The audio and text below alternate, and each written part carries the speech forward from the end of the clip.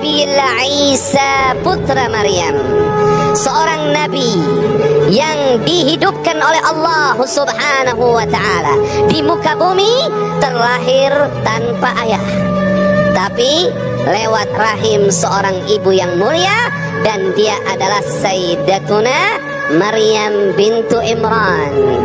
Sangat mudah bagi Allah Subhanahu wa ta'ala. Allah pernah menciptakan Nabi Adam alaihi salam tanpa ayah dan tanpa ibu. Allah pernah menciptakan Sayyidati Hawa dari tulang rusuk Nabi Adam tanpa ibu. Sangat mudah bagi Allah Subhanahu wa ta'ala. Ini Allah Subhanahu wa ta'ala yang takdirkan Sayyidati Maryam melahirkan anak tanpa ayah. Singkat kisah, setelah dilahirkan oleh Sayyidati Maryam, disitulah timbul prasangka buruk dari banyak Bani Israel. Jadi mereka menuduh Sayyidati Maryam yang tidak-tidak. Akhirnya apa yang dilakukan oleh Sayyidati Maryam? Jadi diberikan isyarat, kalian tanya saja langsung sama bayinya. Akhirnya mereka berkata, gimana ceritanya kita bicara sama anak yang masih bayi? Disitulah Nabi Isa alaihi salatu wassalam diberikan mukjizat oleh Allah Subhanahu wa ta'ala menjawab pertanyaan mereka. Kemudian Allah Subhanahu wa ta'ala menganugerahkan kepada Nabi Isa mukjizat yang sangat banyak. Nabi Isa alaihi salatu wassalam mengatakan Allah mengizinkan beliau bisa menyembuhkan orang yang buta. Pernah dikatakan bahwasanya dalam tafsir Nabi Isa pernah mengumpulkan 50.000 orang, semuanya kena sakit, yang obatnya nggak ketemu. Beliau berdoa dan langsung sembuh semua. Siapa penyembuhnya? Allah Subhanahu wa ta'ala. Allah karuniakan mukjizat itu kepada Nabi Isa.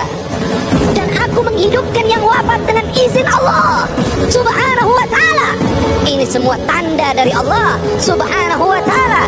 Jika kalian betul-betul beriman, kedatangan Nabi Isa selain mengajarkan kepada Bani Israel untuk bertauhid kepada Allah, Nabi Isa mengatakan, dan sesungguhnya Allah adalah Tuhanku dan Tuhan kalian semua, maka sembahlah Allah yang satu, tiada Tuhan selainnya.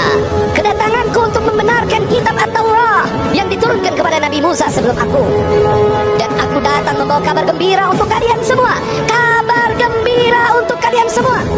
Akan datang seorang Nabi, akan datang seorang utusan Allah, datangnya persis setelah aku. Dia adalah Nabi Ahmad, nama lain dari Nabi kita Muhammad sallallahu alaihi wa alihi wasallam, membawa kabar gembira akan datangnya Nabi kita Muhammad. Allahumma salli wa sallim wa barik alaihi wa ala alihi. Siapapun yang mengaku beriman kepada Nabi Isa alaihi salatu wassalam, dia harus mengimani seluruh nabi dan rasul, terutama Nabi kita Muhammad sallallahu alaihi wasallam yang Allah karuniakan kelebihan kepadanya sebagai pimpinan para nabi dan rasul dan penyempurna risalah kenabian. Sallu ala Nabi Muhammad. Kemudian di usia 33 tahun, usia kahla, Nabi Isa diangkat oleh Allah Subhanahu wa ta'ala. Nanti suatu saat di akhir zaman, Nabi Isa akan kembali ke muka bumi dan menerangkan tentang ajaran para nabi dan rasul alaihim wa ala nabiyina afdhalus salawat wassalam, dan menjadi pengikut Nabi kita Muhammad.